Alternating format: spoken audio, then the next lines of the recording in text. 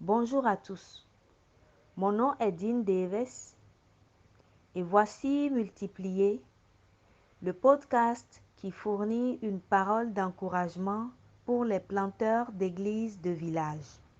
Souvent, on me demande, quelle est la différence entre une église et une cellule? Je réponds aux gens, une église est un groupe de personnes qui s'engagent envers Christ et envers les autres. Ensemble, ils cherchent à obéir à tout ce que Christ a commandé. Nous connaissons les 7 commandements fondamentaux du Christ. 1. Répentez-vous et croire à la bonne nouvelle. 2.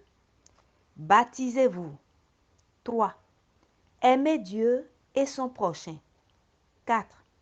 Prier et se nourrir de la parole de Dieu chaque jour. 5. Participer à la Sainte Seine. 6. Donner. 7. Faites des disciples. Jésus ordonne à ses disciples de donner.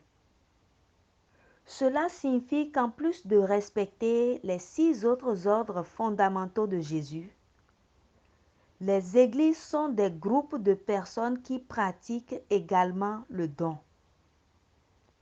Les membres de l'église donnent la dîme et les offrandes.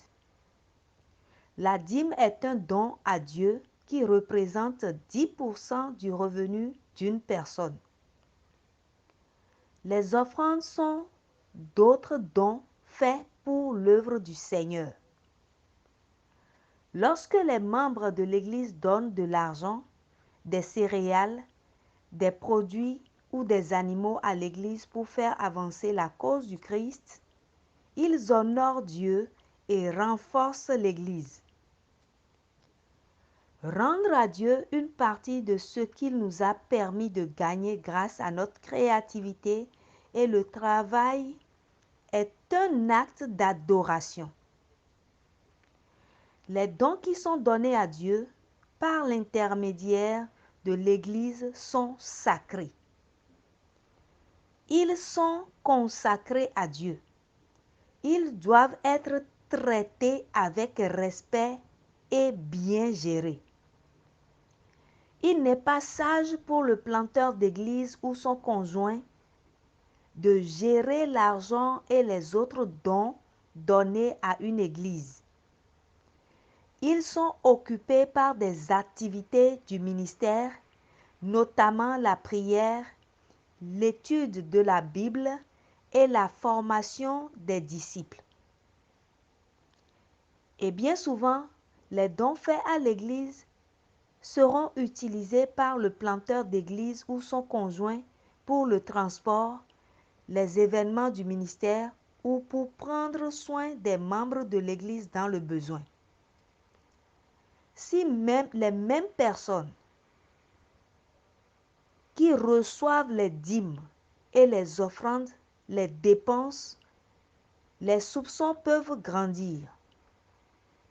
Les gens commencent à demander: ont-ils dépensé tout l'argent qu'ils ont reçu comme ils l'ont dit? Ou en gardent-ils une partie pour eux-mêmes? En tant que planteur d'église, vous pouvez éviter ce problème en nommant un trésorier et un comptable. Un trésorier d'église garde l'argent donné à l'église jusqu'à ce qu'il soit sollicité. Il ou elle garde l'argent dans un coffre-fort, sous clé ou dans une banque. Un comptable garde la trace de l'argent et des autres dons reçus par l'Église, ainsi que de l'argent dépensé par l'Église. Lorsque l'argent entre dans l'Église, le comptable enregistre le montant.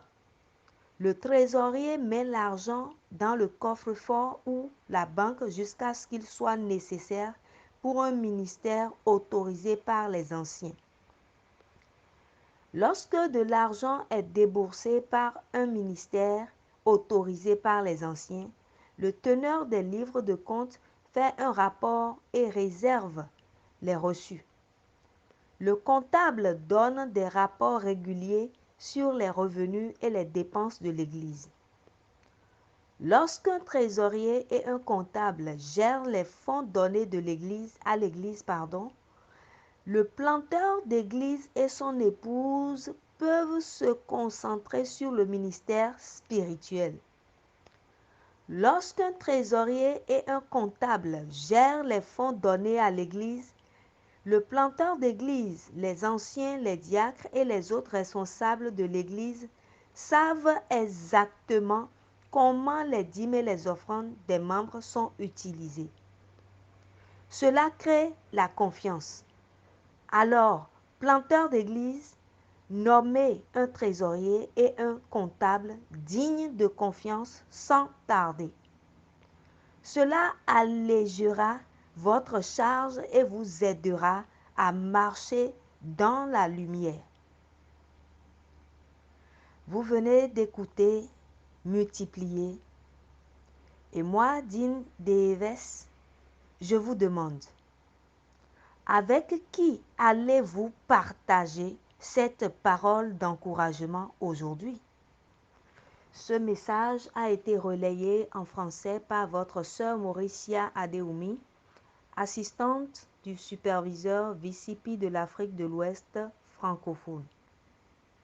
Merci à vous et que le Seigneur bénisse votre entendement.